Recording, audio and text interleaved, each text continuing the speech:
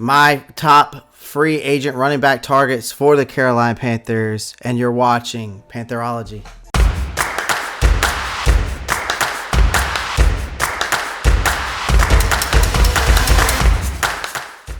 What is going on, guys? Clay here, back at it again with yet another edition of Pantherology. We are back at it. I told you consistency is key, so we are getting back at it. Before we get into today's video, as always, all I ask is that you pound that like button, pound that subscribe button. Those two things are good enough for me. Other than that, feel free to comment down below amongst yourselves. Give me your thoughts. Love to hear it. And make sure you click that post notifications bell so you don't miss out on any new videos. I mean, you want to get notified, right, when the new videos pop up? Come on now. Other than that, let's dive right into today's video. Now, in free agency, the Panthers are going to have to consider a couple of running back alternatives. So, in 2021, the Panthers placed 20th in the NFL in running yards per game. So, averaging slightly over like 108 yards.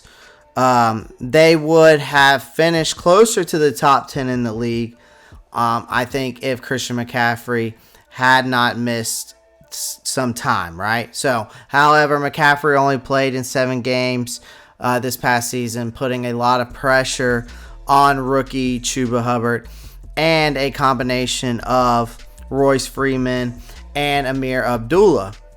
Now, with so much money invested in McCaffrey and Hubbard showing himself as a solid number 2, I don't see Carolina adding a significant addition to the position room through free agency or trade or even the draft.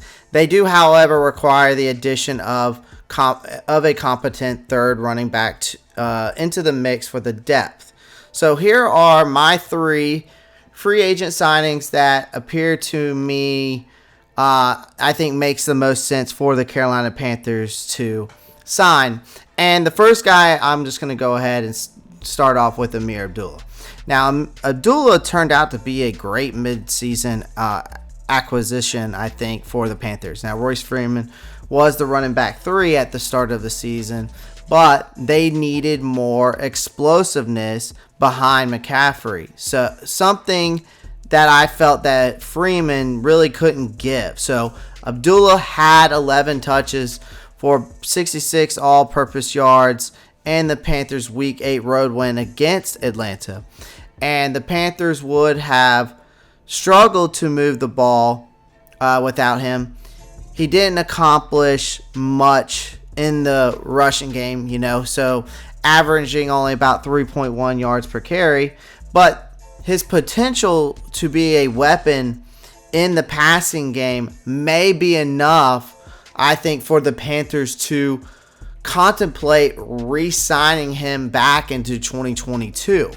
Now, the next guy I really want to talk about here and focus on next is Trenton Cannon.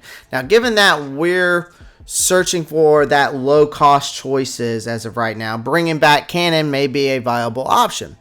He has expertise in, returning kicks, which may allow the Panthers to, save some money rather than spending a bit more on Abdullah, who would serve that same purpose, right?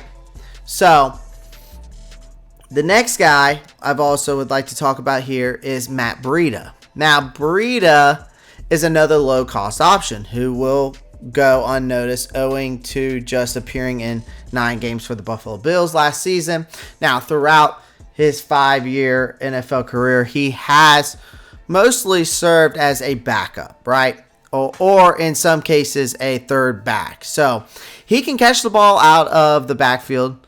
I think having caught 77% of throws sent his way throughout his career, which isn't bad. So, with the exception of Royce Freeman, there are no free agency running backs that have direct links with the coaching staff Rule has rebuilt. So, I felt Breida would be one to keep an eye on, really.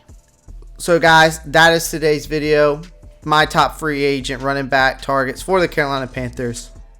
Getting closer and closer every day to the free agency. as always, make sure you go check out the Carolina Panthers Den on Facebook. Other than that, guys, as always, before I leave you, keep pounding.